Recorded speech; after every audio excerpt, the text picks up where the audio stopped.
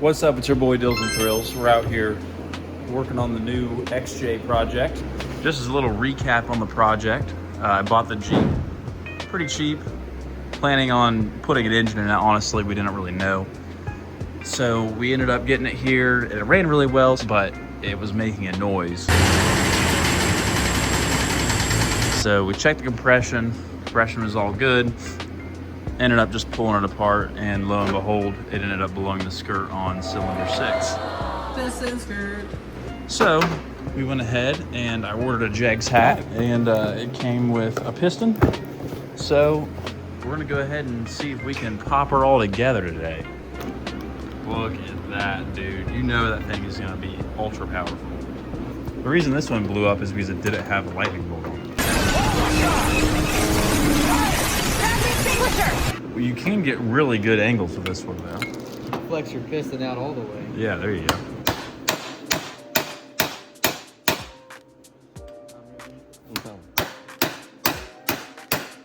I need to heat her up a little bit more. These gloves are about to burn to Justin's skin. It's up to you guys. This is not my rod that we're gonna cold shock, so it's up to you guys completely. Not my rod, not my circus. Yes, not my rod, not my circuit. We're gonna shock it anyways with the hammer. All right, let's see that.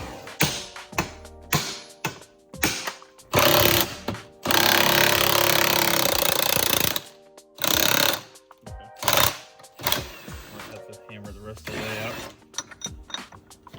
Oh, actually, Pull the socket. It hot. So you want to make sure you like put the pin for the piston in the freezer. Got it cold. We got it really cold pretty quickly, and then we just slid her right in. So inserting rod bearing into rod. Rod bearings have this thing called a tang. You see it? Mm-hmm. The tang. And the rod has this little notch in it for the tang.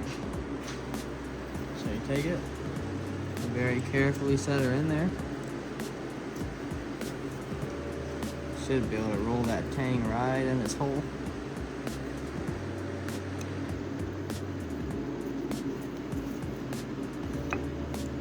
And that's what it should look like when it's done. Sweet. It's your boy DyllsAndThrills. We're resurfacing a block right now with this tool that Mason made me. And Justin, we're gonna see how this goes. All right, hang on. We're gonna do another attempt here. I caught the middle circle on the inside of the piston, which is lovely. I don't know that's tight on there. It's not. That's not.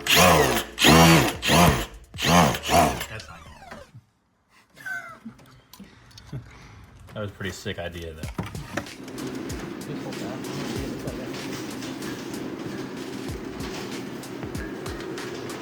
Where's that dead blow at, Mason?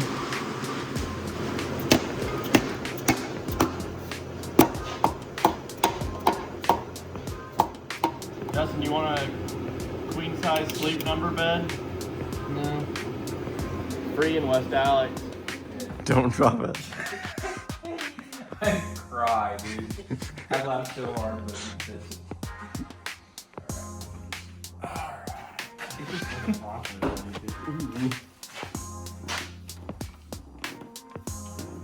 You want me to like hold that bolt up? Or what do you want me to do? It's such an awkward hold, you know?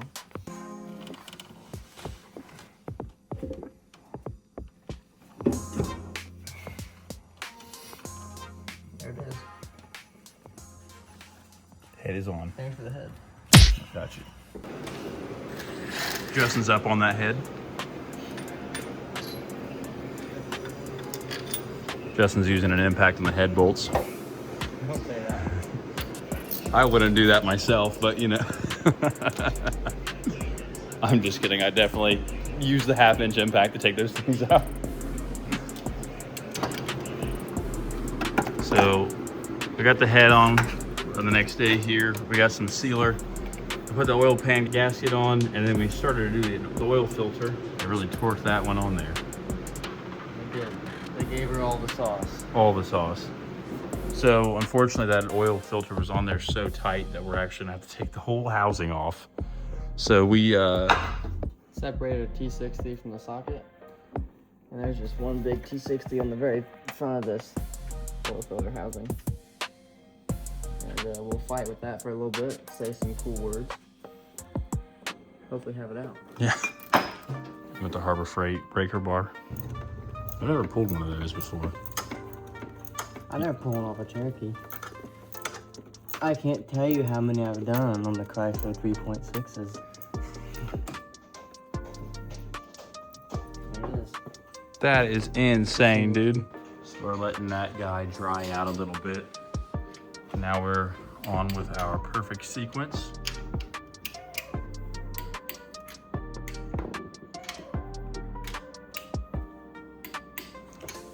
This is absolutely insane, guys. Make sure you don't over torque your oil filter. It's a job that requires 2 hands.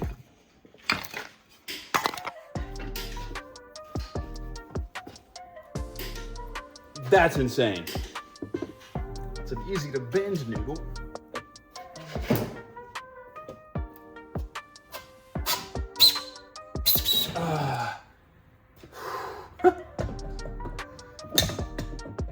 Yeah. Guys, that's insane. All right, night 2 done. We got the valve cover on, we got the intake exhaust on, power steering on, and the tensioner on. Got all the head mounted oil pan on. So not a bad second night. We're gonna have to pick up some spark plugs because that one ended up getting yeeted. So not too bad. And the razor got all clean too. So we'll hit it back with tomorrow. All right, day 3, night 3. Went ahead and I put the filter housing back on and the new filter. And then I started putting this on. I gotta run those in. I just started those by hand. Same thing with the thermostat housing. Tidy those up out of the way. Did a little slight cleanup, and unfortunately we ran out of floor dry, and we got a situation underneath here. Yeah, we're gonna see where we can get to tonight. All right, we got the top buttoned up. Now I'm just buttoning up the bottom end. I had to take all this apart to get the oil pan out. And then I think we're gonna rob a spark plug off the old Wrangler, and we're gonna give her a rip. As we stole a spark plug from Dad's Wrangler, and now we're going to give her a first run.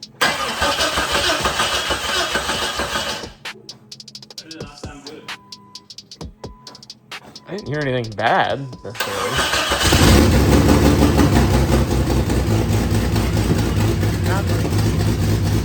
Sounds like an exhaust leak. What? Exhaust leak, for sure. Oh, the exhaust is not hooked up. By the way, I forgot to hook up the exhaust and the O2 sensor's not hooked up. But it's not beep, beep, beep, beep, beep. Which was the problem to begin with. We got it. All right, guys, well, I think we're gonna wrap it up there. We'll probably do a little part 2 to the video of actually putting it all together the rest of the way. I know we got a few things to do. The door needs fixed where it got broken into. We got a little plate to put on that. Small things, hooking up the exhaust, fixing the belt, and probably a whole interior clean and some wiring fix. So thanks for sticking around. We'll hit you guys back up next time.